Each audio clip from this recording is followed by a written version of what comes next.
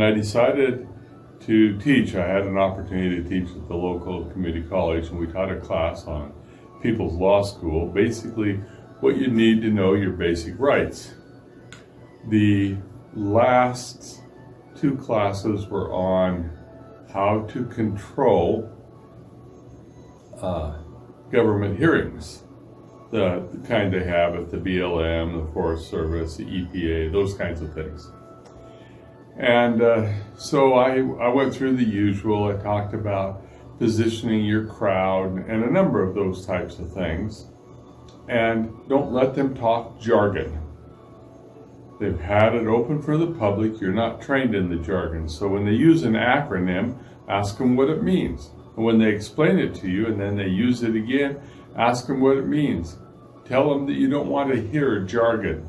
Tell them that you want them to speak in what we call laymanese, the language of normal people who aren't trained in the jargon, because the jargon has specific meanings, and when they go down that path, they're trying to suck you into it.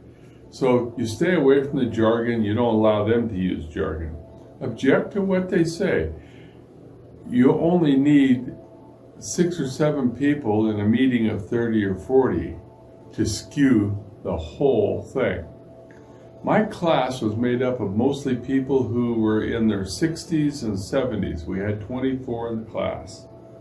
And at the end of the class, a group of them stayed, and collectively they had gotten together. I didn't know that, and they wanted to talk to me. And they wanted to know what they could do with this. They wanted to practice it. Every one of them made the commitment in order to control a government meeting. If they had to, they would go to jail. Well, I was blown away by this. So I told them to select a meeting and we would plan it. So a core group of them, 5, got together, and in the local paper, this was in Roseburg, Oregon, in the local paper, they found a list of different kinds of meetings in the public announcements. Well, we didn't know which one to pick. There were several of them. So then we strategized where people would sit and those kinds of things.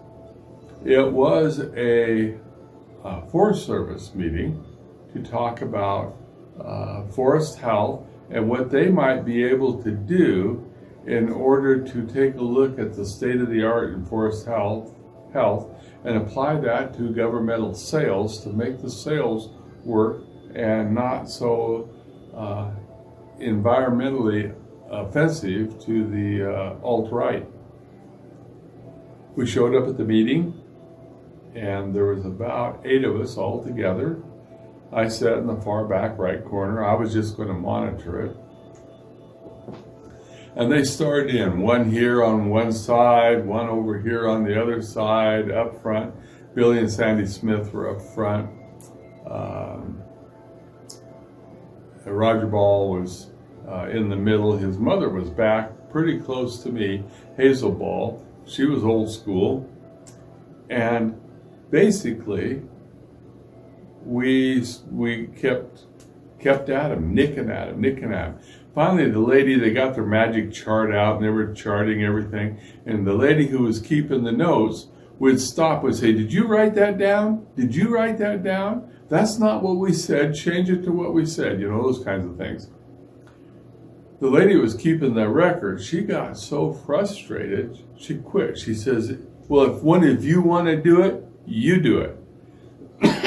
We weren't quite prepared for that, so I stepped up the plate and I said, "Okay, I'll do it."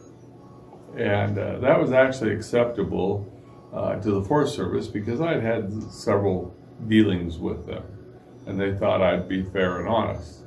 And I was fair and I was honest. But anyway, so kind of the crowning point is they started drawing the meeting to a close because they didn't like what was happening. And this one in Biro, he stood up, had Birkenstocks on, and he started to talk. Well, Hazel was talking. Now you gotta picture this.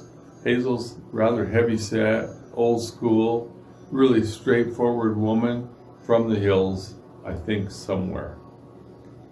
And he finally interrupts her and he says, "Lady, you need to respect me and give me a turn." And she looked at him and she goes, "Sonny?" And she pointed at him and she stepped right up and put her finger right in his face. She said, "You need to respect me. I'm a woman." And then she said, "And I'm not done." And she's going like that. And he kind of took a step back and he took a step forward and he started to say something. She had a chew of tobacco. And she spit on his Birkenstock foot that didn't have a shoe on it. And the Forest Service guy who was leading the meeting, trying to lead the meeting, he threw his hands up and he called it to a close. I said, "Well, just a minute." And I'd taken my camera, and back then we didn't have cell cameras like we do today. Although we were real close to it, it wasn't that long ago. But I took pictures of all the pages. And he said, "What are you doing?" I said, "I'm taking pictures. I took the notes, I'm taking pictures of it." I said, "You low-life," I called them sons of bitches, I shouldn't have done that. But I said, "You low-life sons of bitches," I said, "You'll modify this record if we don't have a copy of it."